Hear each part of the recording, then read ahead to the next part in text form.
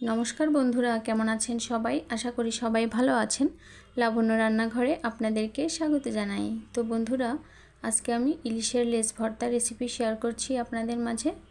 তো 4টা শুকনা লঙ্কা নিয়েছি। শুকনা কড়াইতে প্রথমে একটু টেলে নেব। এবার উপর দিয়ে একটু সরিষার তেল দিয়ে দেব। তো কিছু সময় নাড়াচাড়া করে আমি মরিচগুলো তুলে নেব একটা শুকনা পাত্রে, তাহলে একদম মচমচা হয়ে যাবে। তো এবার কড়াইতে আমি পরিমাণ মতো তেল দিয়ে দেব আর 2 পিস ইলিশ মাছের লেজ লবণ হলুদ মেখে রেখে দিয়েছিলাম অফ ক্যামেরায়। তো এখন আমি লেজ 2টা ভেজে নেব। একটু ঢাকা দিয়ে রাখবো, তাহলে মাছের ভেতরটা ভালোভাবে সেদ্ধ হয়ে যাবে।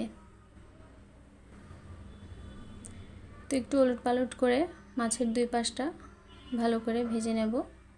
বন্ধুরা, এই রেসিপিটা যে কেউ পছন্দ করবে, গরম ভাতের সঙ্গে খেতে খুবই ভালো লাগবে।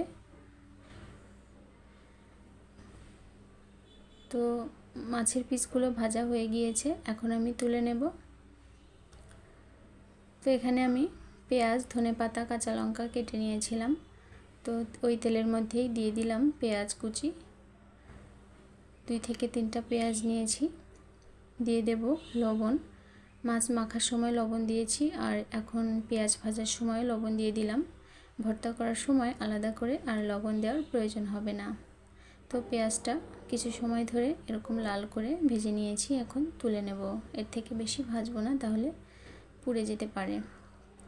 তো লেজ 2টা ঠান্ডা করে নিয়েছি। এখন খুব সাবধানে একটু সময় নিয়ে কাঁটাগুলো বেছে নিতে হবে। লেজের মধ্যে প্রচুর কাঁটা থাকে, তো এই তো খুব ভালোভাবেই বেছে নিয়েছিলাম। তো এখন ওই ভেজে রাখা পেঁয়াজ আর মাছ ভাজার যে তেলটা থাকে দিয়ে দিলাম।